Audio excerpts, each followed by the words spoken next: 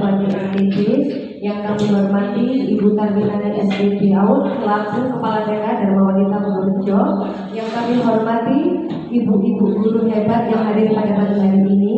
Marilah kita panjatkan rasa puja dan puji syukur kehadirat Allah Subhanahu wa taala sehingga pada pagi hari ini kita dapat hadir di TK Dharma Wanita Purworejo untuk mengikuti kegiatan pembahasan program guru penggerak yang nanti akan saya sampaikan.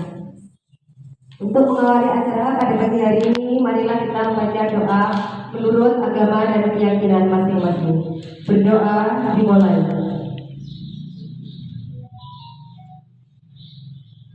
Berdoa selesai.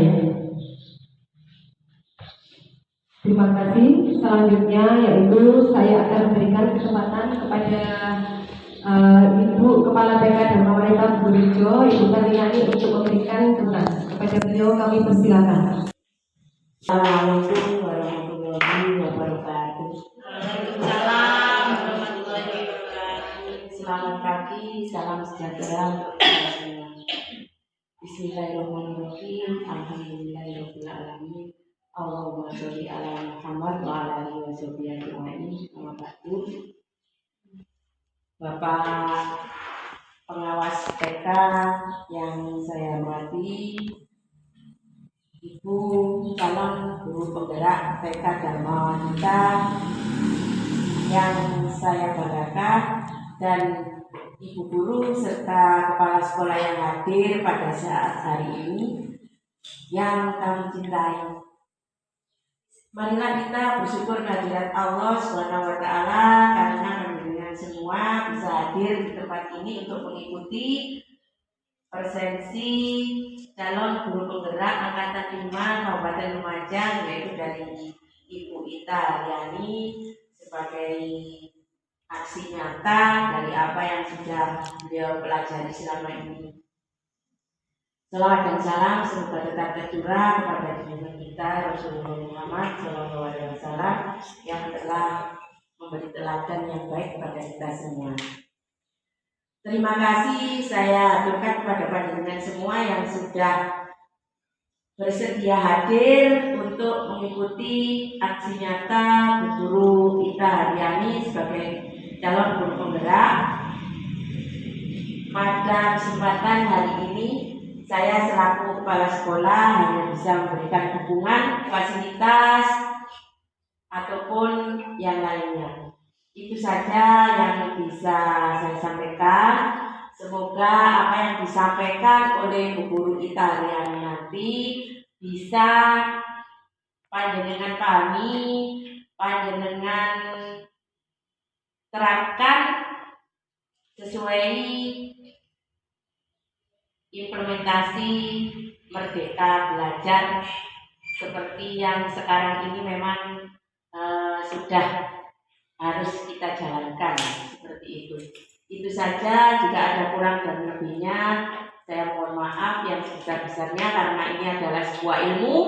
Monggo kita dengarkan, kita pahami, dan nanti bisa kita terapkan di lembaga masing-masing atau di lingkungan panjenengan semua, karena seorang guru taman kanak-kanak bukan hanya guru jika di sekolah, dimanapun panjenengan berada itu tetap adalah figur seorang guru seperti itu. Itu saja. Jika ada kurang dan lebihnya saya mohon maaf yang sebesar-besarnya. Saya akhiri, wabillahi taufiq wal hidayah. Assalamualaikum warahmatullahi wabarakatuh. Silakan dari Bapak Pengawas Kecamatan Tegursari kepada Bapak Suwandi, persilakan. Selamat pagi dan salam sejahtera untuk kita semua. Yang kami hormati Ibu Kepala Sekolah TK Dharma Wanita Purworejo, yang kami hormati Ibu Ita selaku calon guru penggerak di TK Dharma Wanita Purworejo, Bapak Ibu Guru TK Cabang Mangkusari yang berbahagia. Pertama-tama kita bersyukur hari ini kita masih diberikan berkat kesehatan rezeki sehingga pada hari ini kita bisa berkumpul di sini dalam rangka pengibasan tentang guru merdeka yang akan disampaikan oleh Ibu Ita sebagai calon guru penggerak. Bapak Ibu yang hormati, kita senang berterima kasih karena ada teman kita yang sudah terjalin di dalam program guru penggerak. Satu-satunya yang ada di Kecamatan Tepusari ini. Nah, ini masih proses belajar selama 6 bulan ya, 7 bulan. Mudah-mudahan bisa diselesaikan dengan baik, dengan waktu yang bersifat. Bapak Ibu yang kami hormati, apa yang disampaikan nanti mohon Bapak Ibu diperhatikan. Mungkin ke depan calonnya juga jenengan ini semua ini nanti adalah guru penggerak. Oleh karena itu penting sekali kita pahami dan kita serahkan. Apalagi sekarang kita sudah melaksanakan guru merdeka, dalam implementasinya kita disuruh memilih dari 3 pilihan itu. Ini wajib dilaksanakan. Jadi kita harus memilih dari 3 pilihan itu. Yang pertama adalah mandiri belajar, yang kedua adalah mandiri berubah, dan yang ketiga adalah mandiri berbagi. Rupanya ibu-ibu ini tak lihat-lihat ini masih tahap belajar. Jadi cocoknya kayak ikut yang mandiri belajar. Kalau mandiri belajar kita berarti tetap menggunakan guru 13. Tapi juga jenengan belajar tidak boleh melaksanakan IKM pilih yang nomor 3 tidak mau belajar. Namanya pilih yang belajar mandiri belajar. Berarti kita belajar lewat platform Merdeka Mengajar. Sudah belajar sampai di mana jenengan? Tidak pernah buka. Nah ini harus dibuka. Ini wajib hukumnya untuk guru-guru untuk belajar itu. Karena apa? Karena tidak ada workshop itu, kita sudah diberi wadah di sini. Oleh karena itu Bapak Ibu jangan segan-segan untuk belajar. Ya, ini penting sekali. Sebagai contoh, Bu Ita ini adalah sudah memberanikan diri untuk ikut calon guru penggerak. Ibu wajib untuk belajar lewat platform Merdeka Mengajar. Harus masuk di situ. Jadi kan mau belajar apa sudah ada di situ. Kemudian sebelum kita lanjutkan ke yang lain, ada beberapa yang perlu diperhatikan dan segera tidak lanjuti. Yang pertama adalah tentang raport mutu ya. Jadi semua sekolah wajib untuk download itu. Yang pertama. Yang kedua adalah profil guru. Kemudian raport mutu ini sebagai bahan saya untuk membina jenengan apa yang kurang di raport mutunya.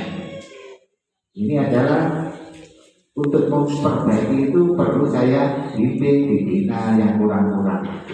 Kan ada nanti yang merah, yang hijau dan nilainya. Jadi semua sekolah wajib mengumpulkan itu, dikasih sampul, ya, raport mutu pendidikan dan profil guru atau PDK itu aja TK mana kumpulkan ke kantor.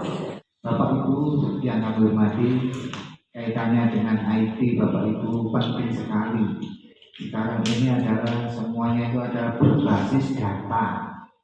Ini makanya kemarin dikumpulkan ke kabupaten ya. Ini kan didetek kaitannya dengan data termasuk Jabodetabek.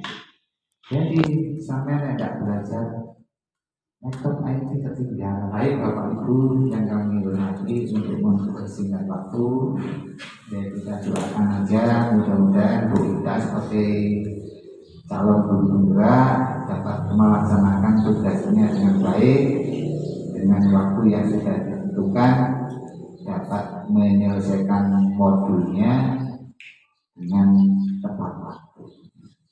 Itu saja, kita semua bersama-sama mendoakan, mendukung, ya, karena satu-satunya.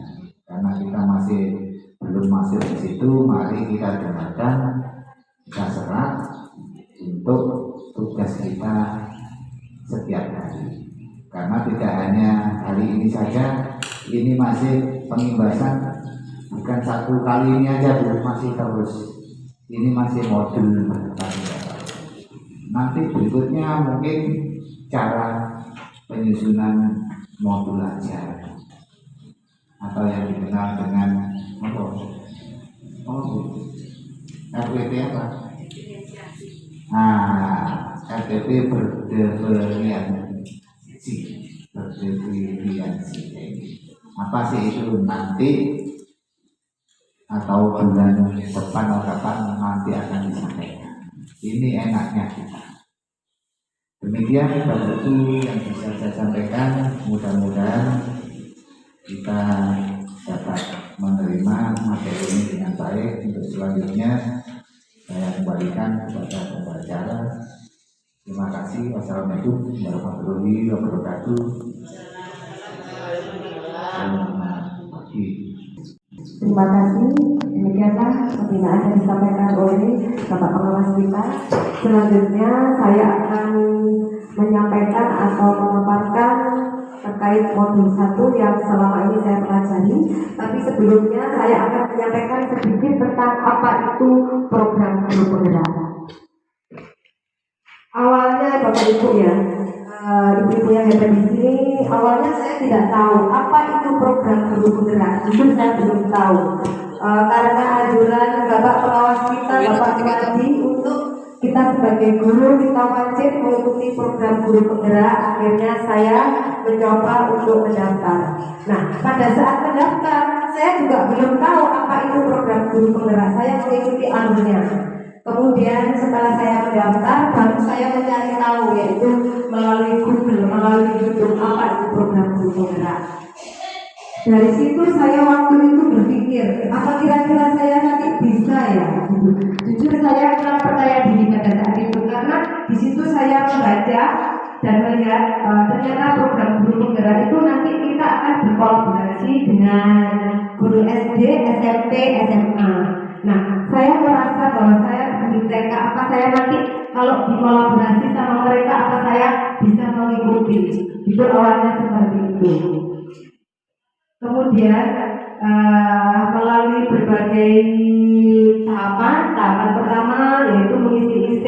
Alhamdulillah saya dinyatakan lulus di tahap 1. Setelah lulus di tahap 1, saya mengikuti tahap 2 dinyatakan lulus. Akhirnya saya mengikuti program guru penggerak yang rencananya dilaksanakan 6 bulan. Alhamdulillah sampai sekarang saya dapat mengikutinya dengan baik. Itu pun berkat dukungan dari teman-teman sejawat, yaitu khususnya teman-teman dari TK Darmawan 5 Bejo, termasuk Ibu Kepala TK dan juga teman-teman guru atau teman sejawat Kecamatan Purwosari. Saya ucapkan terima kasih.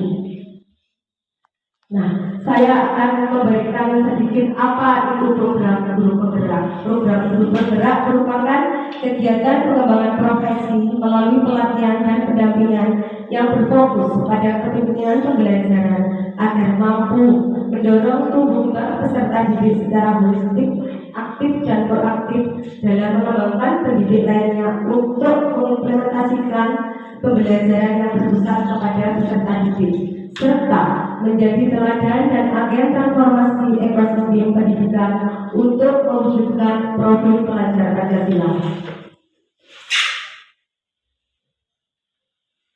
Sedangkan tujuan dari program guru penggerak itu yaitu memberikan bekal kemampuan kepemimpinan pembelajaran dan pedagogik kepada guru, sehingga mampu menggerakkan komunitas belajar baik di dalam maupun di luar satuan pendidikan.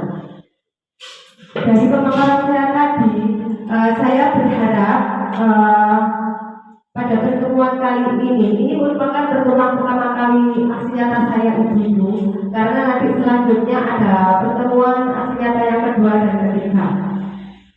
Dan di sini saya sampaikan bahwa di sini saya itu masih belum menjadi guru penggerak, tapi masih menjadi calon guru penggerak.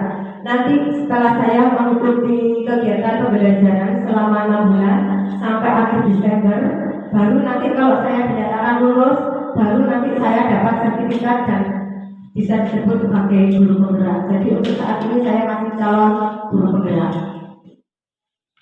Pada pertemuan kali ini saya menginginkan Bapak Ibu yang ada di sini, khususnya di Kecamatan Kebonsari, saya berharap Bapak Ibu punya semangat untuk mendaftar program guru penggerak yang sekarang dicanangkan oleh Bapak Menteri kita, yaitu Bapak Nadiem Makarim. Baiklah Bapak Ibu, hari ini saya akan menyampaikan materi modul 1, yaitu terkait paradigma dan visi guru penggerak. Sebelumnya saya mohon maaf apabila nanti dalam penyampaian saya mungkin kurang maksimal atau tidak sepaham dengan pemikiran Bapak Ibu, karena di sini tujuan kita itu bukan mencari siapa yang bisa, siapa yang tidak, tapi di sini kita belajar sama-sama, berkolaborasi untuk menciptakan pembelajaran yang lebih baik daripada sebelumnya. Di program guru penggerak, saya akan melaksanakan atau mengikuti modul ada 3, yaitu modul 1, modul 2, dan modul 3. Nah, modul 1 ini terdiri dari 4, yaitu 1. Refleksi filosofi pendidikan nasional Ki Hajar Dewantara, sedangkan modul 1.2 yaitu tentang nilai-nilai dan peran guru penggerak, modul 1.3 tentang visi guru penggerak, dan modul 1.4 tentang budaya positif. Di modul 1 ini, di dalam program guru penggerak, kita melaksanakan selama kurang lebih 2,5 bulan Bapak Ibu. Jadi nanti kalau dalam 1 jam 2 jam saya harus menyampaikan di modul 1 jelas kurang maksimal, tapi setidaknya Bapak Ibu paham dan tahu apa yang saya sampaikan. Kalau bisa dapat diimplementasikan di lembaga masing-masing. Modul 1.1 yaitu terkait refleksi filosofi pendidikan nasional Ki Hajar Dewantara. Sebelum saya memasuki di materi berikutnya, saya ingin tahu kepada ibu-ibu yang ada di sini, ibu-ibu hebat, apa yang Bapak Ibu ketahui tentang Ki Hajar Dewantara? Siapa yang bicara? Assalamualaikum warahmatullahi wabarakatuh. Yang saya ketahui tentang pendidikan yang ingat sosok tulodo, Madya Mangunkaso, Tulpuri Handayani. Itu saja yang saya ketahui tentang Ki Hajar Dewantara. Betul apa yang Ibu Nurjani katakan, yaitu bahwa Ki Hajar Dewantara mengatakan salah satu filosofinya yaitu yang kita familiar di telinga kita, ingarso tulodo, Madya Mangunkaso. Yang artinya ingarso tulodo, kita sebagai seorang pendidik, kita berada di depan, kita harus mampu menjadi contoh atau teladan bagi peserta didik, baik di lingkungan sekolah maupun di lingkungan masyarakat, baik dalam penggunaan media sosial dan lain sebagainya Bapak Ibu. Jadi kita harus memberikan contoh yang baik bagi anak didik kita. Madya Mangunkaso artinya kita sebagai guru, jika kita berada di tengah, kita harus mampu mendorong, membimbing murid-murid kita. Dengan apa kita mendorongnya?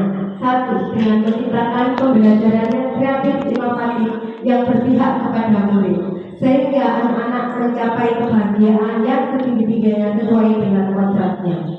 Tulpuri Handayani adalah kita sebagai seorang pendidik, jika kita berada di belakang, kita harus mampu mendorong, mensupport supaya anak didik kita menjadi anak didik yang memiliki profil pelajaran Pancasila.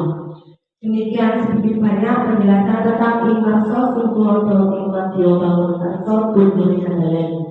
Dan selanjutnya yaitu filosofi pemikiran Ganjar Dewantara tidak hanya satu tujuannya, cuma di sini yang saya sampaikan hanya kurang lebih 4. Yang kedua yaitu pendidikan adalah menuntut segala kodrat yang ada pada anak agar mencapai kebahagiaan yang setinggi-tingginya, baik sebagai manusia maupun sebagai anggota masyarakat. Kalau anak itu seperti kertas kosong, kita sebagai orang tua ataupun guru, kita bebas untuk mencoret-coret kertas kosong tadi. Itu dulu Bapak Ibu. Tapi sekarang tidak, karena sekarang pendidikan kita adalah berkiblat kepada pemikiran filosofi Ki Hajar Dewantara, bahwa pendidikan adalah menuntut segala kodrat. Itu maksudnya begini, bahwa seorang anak itu dilahirkan dengan kertas kosong, tetapi bukan kosong Bapak Ibu. Di situ ada garis-garis tipis yang harus kita tebali. Sebagai guru kita hanya menebali kertas-kertas yang ada garisannya tadi. Jadi anak-anak dilahirkan itu sudah memiliki kodrat masing-masing, di mana masing-masing anak itu berbeda. Kalau saya mengambil contoh seperti ini, mungkin anak si A dilahirkan dengan kodrat dengan memiliki garis tipis berbentuk lingkaran. Kemudian si B dilahirkan dengan kodrat yang memiliki garis tipis berbentuk segitiga. Kita sebagai guru tidak boleh menebali si A yang bentuknya lingkaran tadi dengan menjadi bentuk segitiga. Kita sebagai guru tidak boleh, tapi kita cukup menebalinya agar bentuk lingkaran tadi terlihat jelas. Demikian itu penjelasan dari pendidikan menuntut segala kodrat yang ada pada anak agar mencapai kebahagiaan yang setinggi-tingginya, baik sebagai manusia maupun sebagai anggota masyarakat. Pada kenyataannya, kita sebagai orang tua ataupun sebagai seorang guru, biasanya kita itu memaksakan anak, itu tidak boleh. Jadi kita seperti yang sudah saya jelaskan tadi, yaitu kita sebagai guru hanya tinggal menebali garis-garis tipis yang ada di kertas tadi. Jadi sekarang kita hilangkan pemikiran bahwa anak itu dilahirkan di atas seperti kertas kosong. Kita hilangkan pemikiran itu. Dan kita yakini bahwa anak itu dilahirkan dengan kodrat seperti kertas kosong yang sudah ada garis tipis-tipis, dan kita hanya tinggal menebalinya. Kalau saya mengambil contoh seperti ini Bapak Ibu, kita sebagai seorang guru itu ibarat petani, dan anak-anak itu ibarat benih. Benih itu ada benih jagung, benih kedelai, ataupun benih padi. Sedangkan sekolah kita itu kita ibaratkan sebagai tanahnya. Kalau misalkan kita menanam benih padi, apa dia nanti akan tumbuh menjadi benih jagung? Tidak kan? Nah, dia akan tumbuh menjadi benih padi kalau kita menanam padi. Kalau kita menanam padi, padinya emang sudah memiliki bibit unggul. Dia dilahirkan, padi itu sudah memiliki bibit unggul pada saat kita tanam. Nah, kalau kita tanam di tanah yang tanahnya gersang, apa kira-kira padi yang bibit unggul tadi akan tumbuh dengan baik? Tidak. Berarti apa yang harus kita lakukan sebagai seorang petani? Merawat dan memupuknya. Betul. Kita sebagai seorang petani kita harus merawat dan memupuk tanah tersebut agar menjadi subur, sehingga padi atau jagung yang kita tanam nanti akan tumbuh dengan baik dan menghasilkan bibit-bibit yang unggul. Itu perumpamaan contoh. Begitu juga dengan pendidikan. Kalau kita menanam bibit unggul, kemudian kita tanam di tanah yang subur, tentunya kita tidak membutuhkan energi banyak untuk menumbuhkan bibit-bibit tadi menjadi bibit unggul. Jadi kita tugas guru yaitu satu, menciptakan lingkungan sekolah yang baik.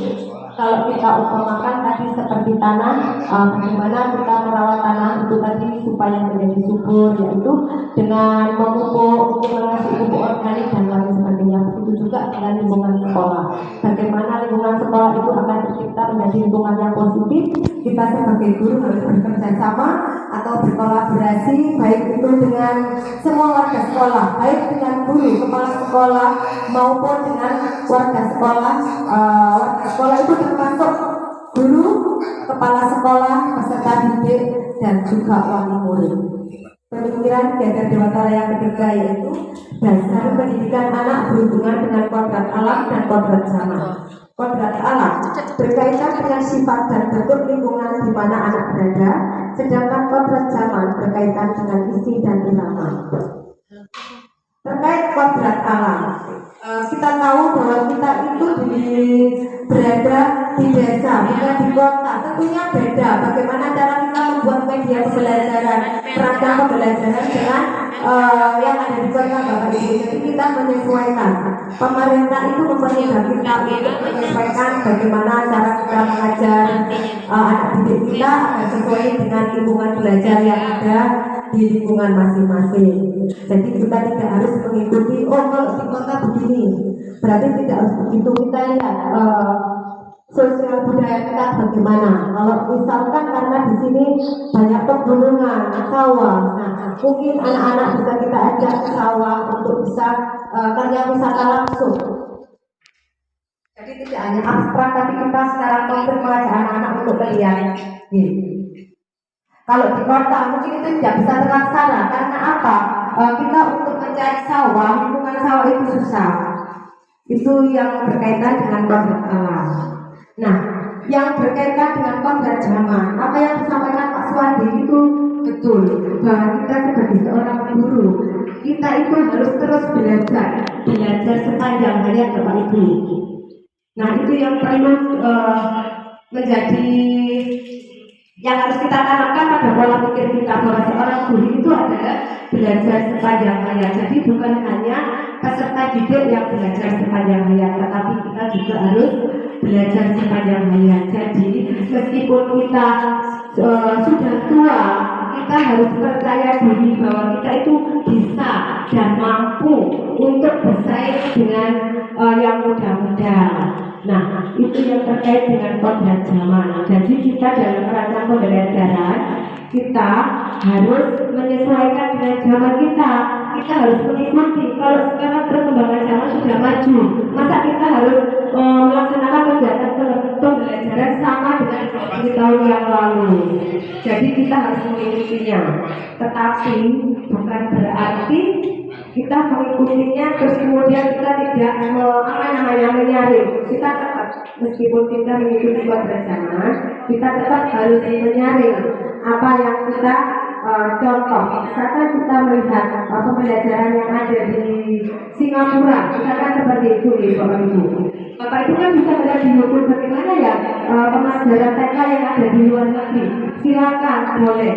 Nah, cuma kita harus menyaring mana yang baik, mana yang kurang pas di tempat kita. Kita sesuaikan saja. Yaitu tentang yang keempat tentang budi pekerti.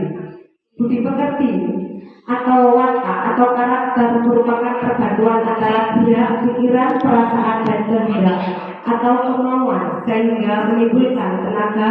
Budi pekerti juga dapat diartikan sebagai perpaduan antara cipta, karsa sehingga menciptakan karya atau psikomotor. Nah, dari keempat itu adalah filosofi pendidikan Ki Hajar Dewantara. Sebenarnya masih banyak Bapak Ibu. Nah, kenapa saya membahas filosofi Ki Hajar Dewantara? Apa kaitannya dengan pendidikan? Sangat berkait Bapak Ibu, karena programnya Pak Nadiem itu sekarang itu kita menciptakan profil pelajar Pancasila melalui Merdeka Belajar. Kita itu berkiblat kepada filosofi Ki Hajar Dewantara. Jadi yang kedua yaitu modul 1.2 yaitu terkait nilai-nilai dan peran guru penggerak. Nah, di sini akan saya sedikit menyampaikan. Kita sebagai guru, kita ingin menciptakan profil pelajar Pancasila. Nah, tentunya kita kan harus menjadi profil pelajar Pancasila terlebih dahulu Bapak Ibu. Paling tidak kita beriringan belajar bareng. Kalau kita mau menciptakan peserta didik menjadi profil pelajar Pancasila, tetapi kita sebagai guru, kita tidak memiliki profil pelajar Pancasila, bagaimana kita mengajarkan profil pelajar Pancasila kepada anak didik kita. Makanya di sini seorang guru penggerak harus memiliki nilai-nilai dan peran guru penggerak itu seperti apa. Nah, termasuk tidak hanya guru penggerak, nilai-nilai dan peran guru itu panjenengan juga harus ada. Guru penggerak itu harus memiliki perasaan tergerak, kemudian bergerak, menggerakkan. Kalau saya mengambil contoh seperti ini, kalau misalkan ada teman kita yang jatuh, kita tahu di dalam diri kita akan tergerakkan untuk menolong. Iya, Bapak Ibu. Tapi kalau kita tergerak saja, hanya niat, saya mau menolong, melihat saja, tapi kita tidak bergerak, kan percuma deh. Jadi kalau kita punya niatan, ada teman kita yang jatuh, kita ada niatan kasihan saya menolong. Nah, kita juga harus bergerak maju. Nah, setelah kita bergerak, kalau bisa kita dapat menggerakkan orang-orang di sekitar. Bagaimana agar orang-orang di sekitar kita juga ikut membantu teman kita tadi yang jatuh. Itu hanya contoh kecil, Bapak Ibu. Kemudian nilai-nilai dari guru penggerak yang pertama, satu, tentunya mandiri. Yang kedua, reflektif. Yang ketiga, kolaboratif. Yang keempat, inovatif. Yang kelima, berpihak kepada murid. Nah, kalau kita lihat pembelajaran yang dulu-dulu, saya merasa bahwa pembelajaran yang kita laksanakan itu bukan berpihak kepada murid, tetapi berpihak kepada guru. Oke, hanya ngomong terus, tidak dikasih kesempatan muridnya untuk berpendapat. Nah, itu sekarang tidak boleh. Jadi sekarang pembelajaran itu harus berpihak kepada murid.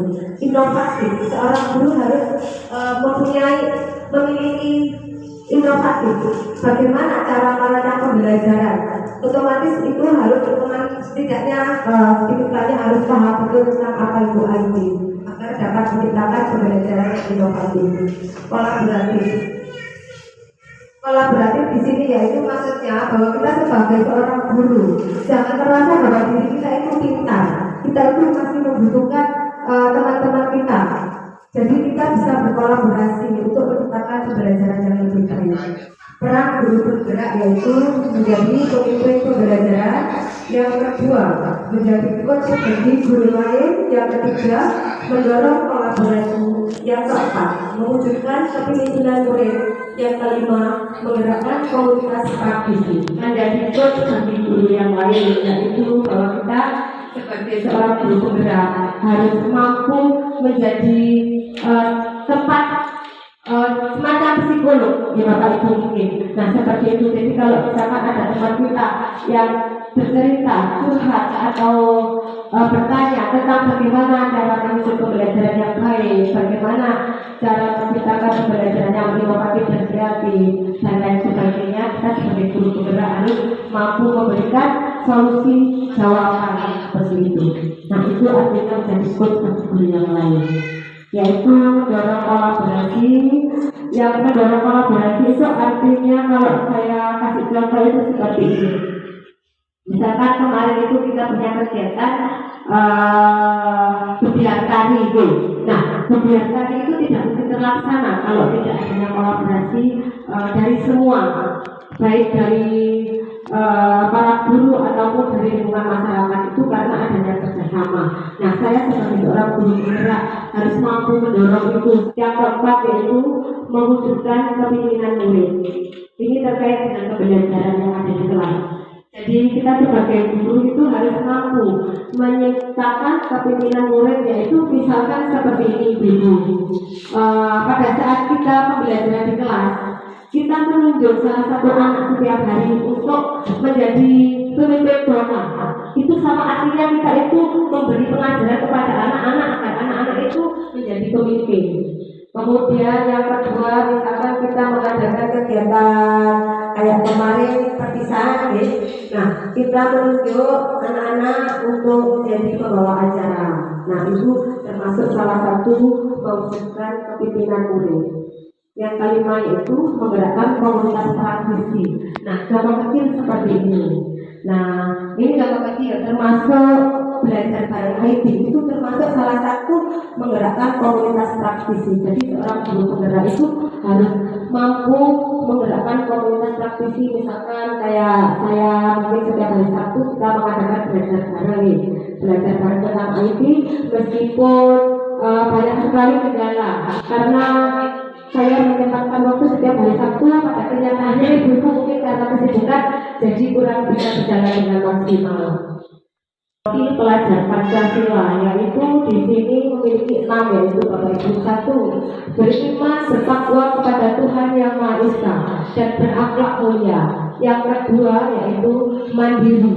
Yang ketiga bergotong royong. Yang keempat berkebinekaan global. Yang kelima bernalar kritis. Yang keenam kreatif. Jadi yang dimaksud profil pelajar Pancasila, jadi yang dikatakan anak profil pelajar memiliki profil pelajar Pancasila itu bukan berarti anak cerdas. Jadi kalau misalkan anak juara 1 tingkat provinsi matematika, belum tentu dia memiliki profil pelajar Pancasila.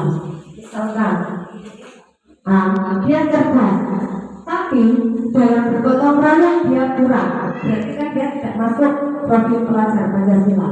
Kalau namanya profil pelajar Pancasila itu paket lengkap Bapak Ibu, tidak harus pintar. Setidaknya kita bisa mampu membawa diri kita masuk di lingkungan masyarakat menjadi anak yang mandiri, yang mampu bersosialisasi dengan masyarakat. Terkait modul 1.3 yaitu visi guru penggerak. Nah, saya ingin bertanya kepada Bapak Ibu, visi itu apa? Visi itu bagaikan membayangkan sebuah lukisan lengkap pada kanvas yang masih kosong. Visi juga dapat diibaratkan sebagai bintang penunjuk arah yang memandu penjelajah untuk mencapai tujuannya. Visi memang belum terjadi saat ini Bapak Ibu. Namun jika kita kuat menginginkannya untuk terwujud di masa depan, visi adalah presentasi visual kita akan masa depan. Penggambaran visi yang jelas tentang keadaan di masa depan dapat membantu kita untuk merencanakan dan menyelaraskan upaya-upaya mewujudkannya. Kita sebagai guru harus memiliki visi. Nah, visi, kita punya visi apa untuk anak-anak ke depannya? Seperti misalkan, saya ingin anak peserta didik saya memiliki profil pelajar Pancasila, itu visi kita, misalkan seperti itu. Visi itu kan tidak harus tercapai, itu kan anak-anak kita, bayangan kita menginginkan seperti itu. Tapi kalau kita kuat menginginkan setiap hari kita teringat-ingat visi kita secara nggak langsung, berarti kita akan setiap hari berusaha bagaimana agar visi kita tercapai. Begitu juga dengan cita-cita, misalkan begini cita-citanya, saya ingin memiliki mobil, misalkan seperti itu. Setiap hari kita itu mikirin gimana ya cara memiliki mobil. Nah, paling tidak dengan kita punya cita-cita seperti itu, kita akan punya niatan untuk mewujudkannya. Entah bagaimana, mungkin kita setelah mengajar, kita bekerja, jualan atau apa. Nah, pasti kita punya semangat kalau kita punya visi. Tapi kita sebagai guru jika kita tidak punya visi, jadi visi itu tidak hanya di lembaga Bapak Ibu guru. Kalau misalkan visi lembaga itu kan visi kita bersama nih, kesepakatan kita bersama. Tapi guru juga harus memiliki visi untuk peserta didiknya. Karena kalau tidak, kita tidak memiliki visi untuk peserta didik kita, kita tidak punya semangat untuk bagaimana agar anak-anak kita ke depannya itu menjadi anak yang memiliki profil pelajar Pancasila. Makanya kita harus memiliki visi.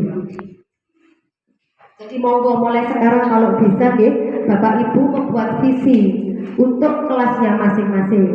Jadi tidak hanya di lembaga saja yang harus memiliki visi. Kita mempunyai visi, berarti kita harus melakukan perubahan Bapak Ibu.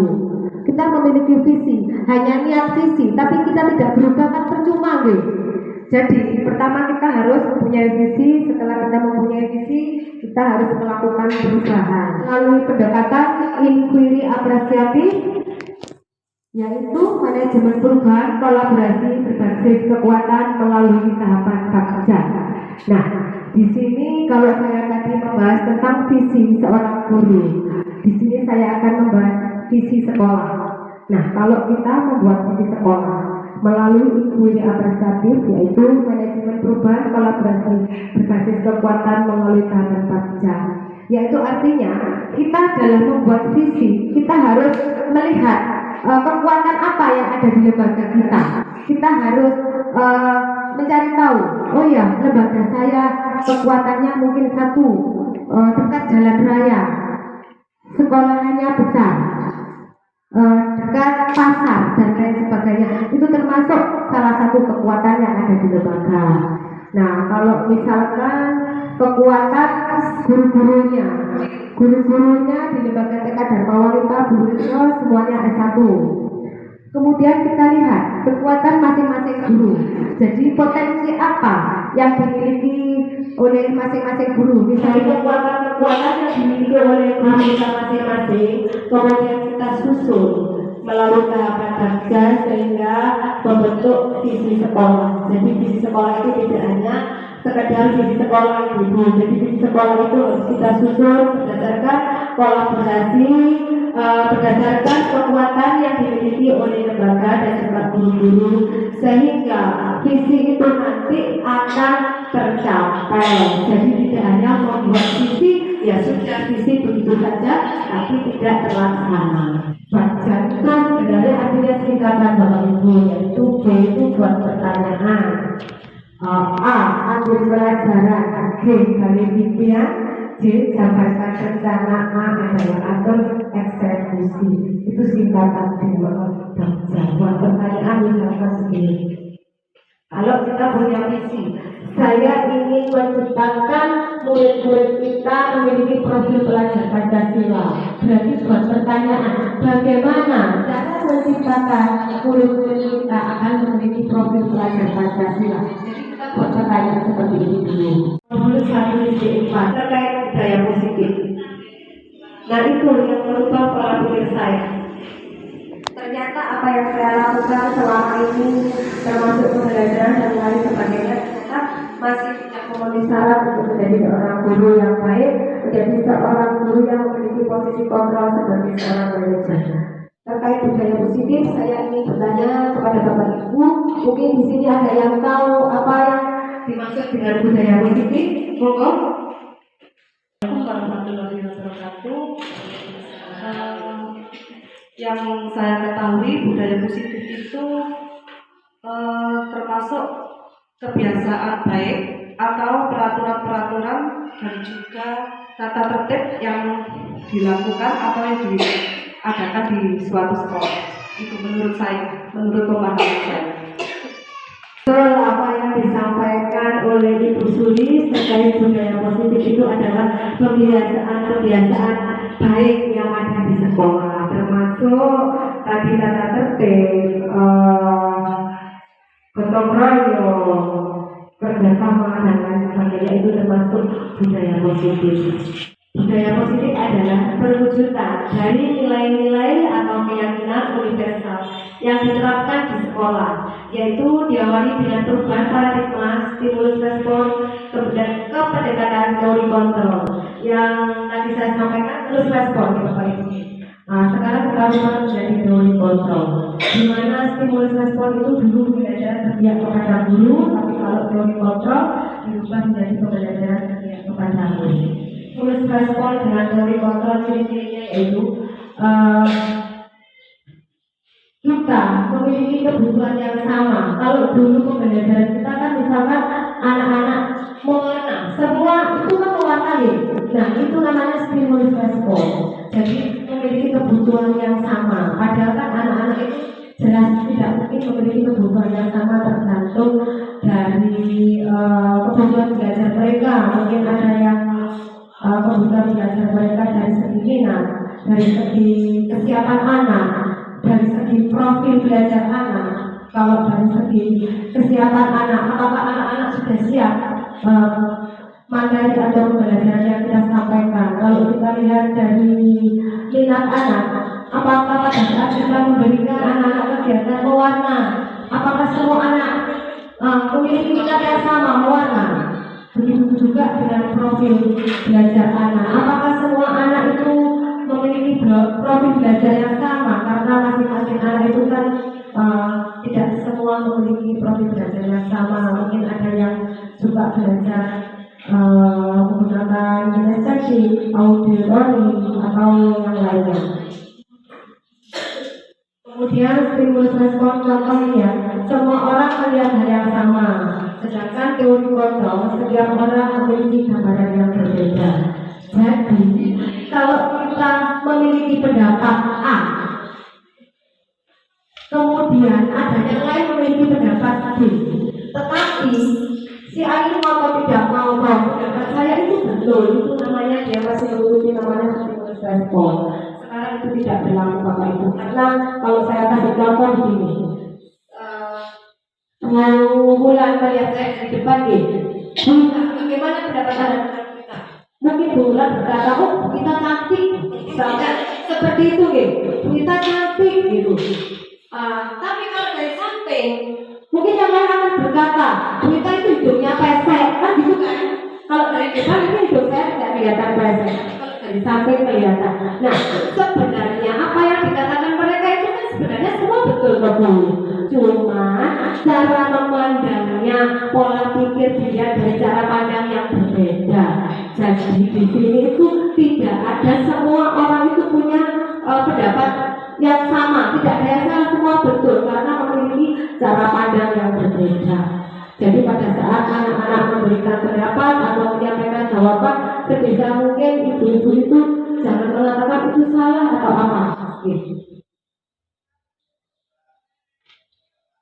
Yang ketiga yaitu kita mencoba mengubah orang agar berpandangan sama dengan kita. Nah, seperti yang saya tadi bilang, namanya kalau memaksakan, berarti kita kan kalau di dalam lingkungan belajar itu berarti berpusat kepada guru, tidak berpusat kepada peserta didik. Yang keempat, perilaku guru dilihat sebagai suatu kesalahan. Padahal perilaku buruk yang dilakukan anak-anak itu tidak semua salah. Kita lihat apa penyebabnya. Misalnya begini, pada saat anak-anak terlambat, ada anak terlambat, misalkan contohnya seperti itu. Nah, kita sebagai seorang guru, kadang kita langsung menyalahkan, kenapa kok terlambat? Kan seperti itu, karena sesuai dengan peraturan sekolah, kalau terlambat harus dihukum. Seperti itu bukan solusi untuk menyelesaikan masalah, tapi kita harus bertanya, kenapa dia terlambat? Nah, seperti itu. Karena hukuman itu bukan menyelesaikan masalah, bukan solusi yang terbaik, tapi akan menimbulkan masalah di jangka panjang. Sedangkan profil pelajar Pancasila melalui Merdeka Belajar yang dicanangkan oleh Bapak Menteri kita yaitu bukan merubah anak-anak untuk jangka pendek ibu, tapi jangka panjang 15 tahun ke depan. Jadi kalau kita belajar itu untuk menciptakan anak-anak 15 tahun ke depan. Orang lain bisa mengontrol saya. Kalau teori kontrol, hanya ada yang bisa mengontrol diri Anda. Di sini maksudnya seperti ini kalau saya umpamakan. Bu Yuni, pegang bola. Saya sebagai guru saya bilang, ayo Bu Yuni lepas bola itu lepas. Kira-kira Bu Yuni mau apa tidak?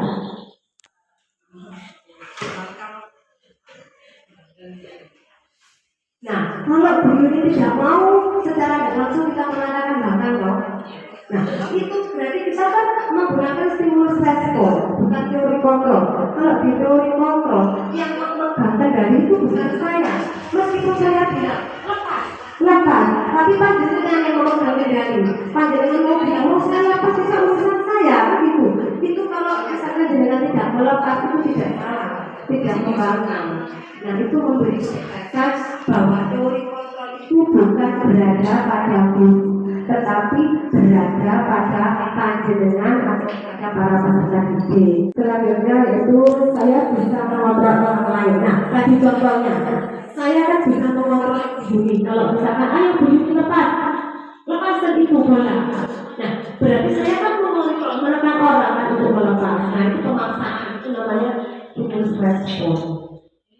Kalau di teori kontrol, saya harus menyadari bahwa saya tidak bisa mengontrol Bu Yuni.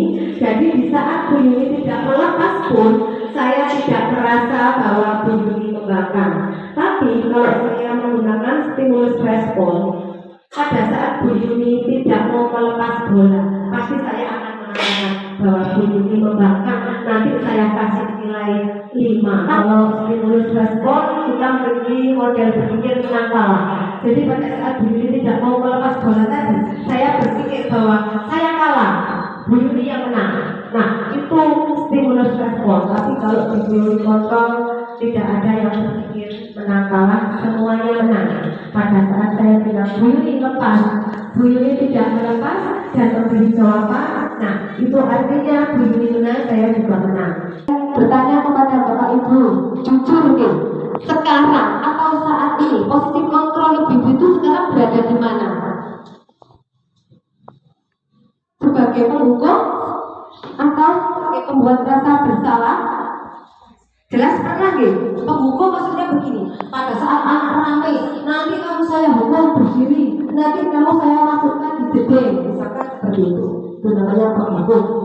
Nah, pembuat rasa bersalah itu biasanya kita ngomongnya lembut.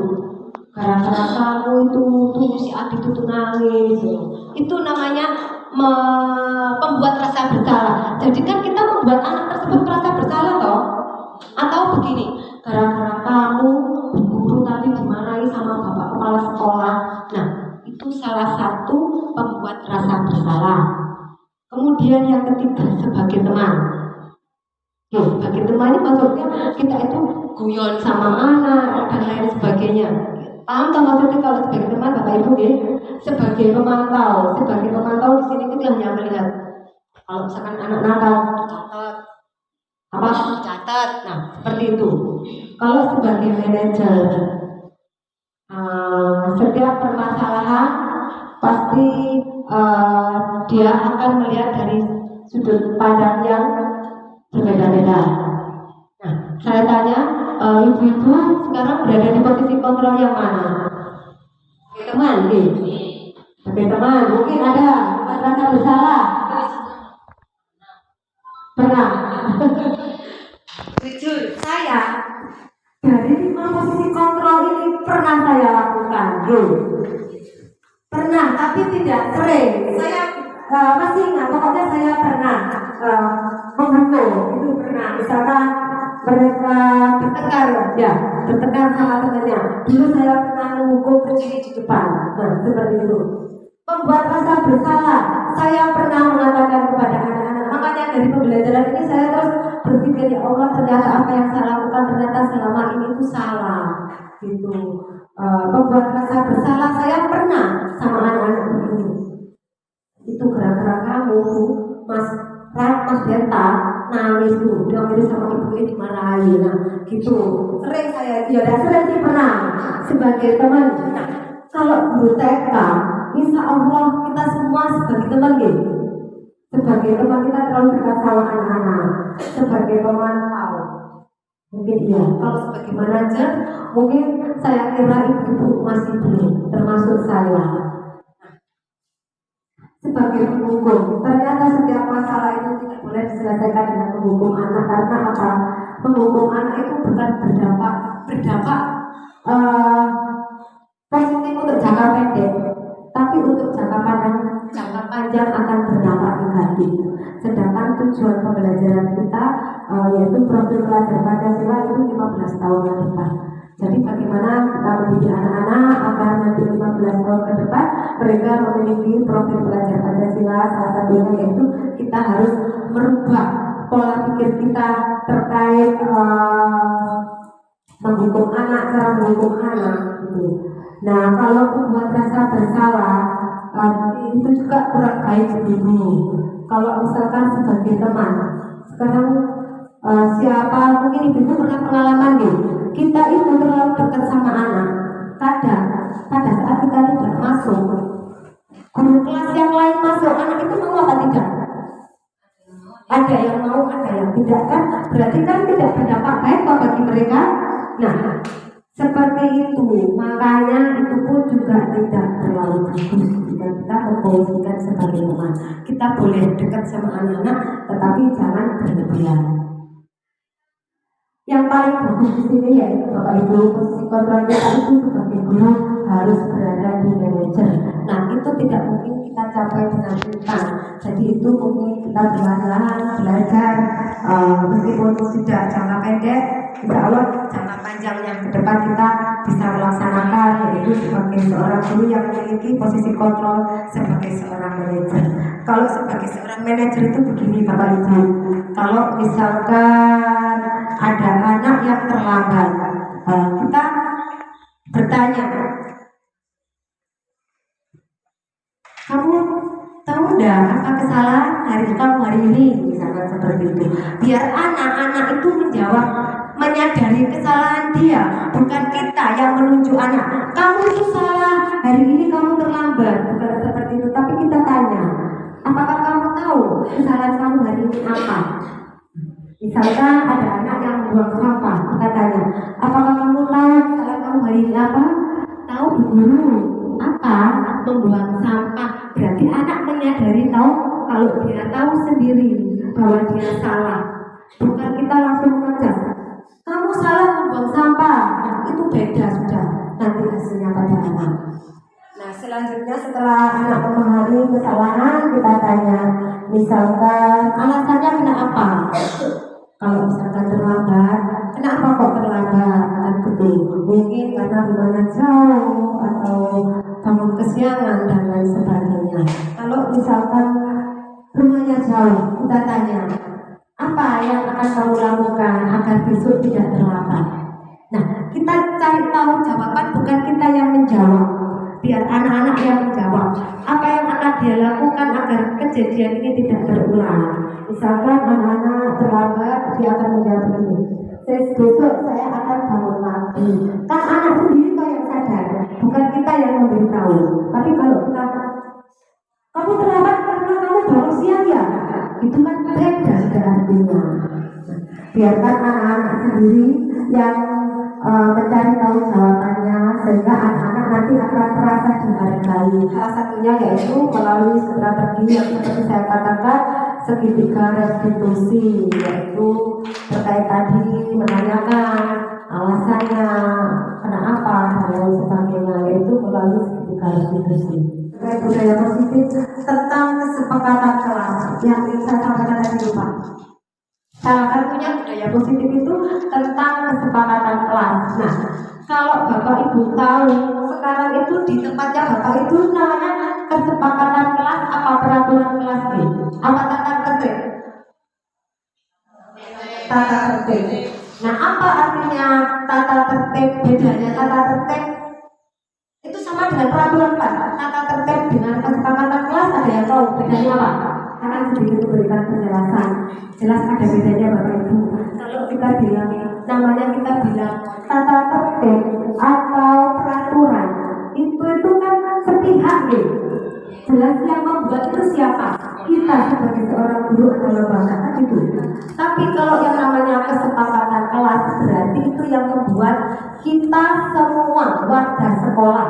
Kalau misalkan kesepakatan sekolah, berarti kesepakatan itu disepakati oleh semua warga sekolah, baik itu guru maupun kepala sekolah, murid maupun wali murid, itu namanya kesepakatan sekolah.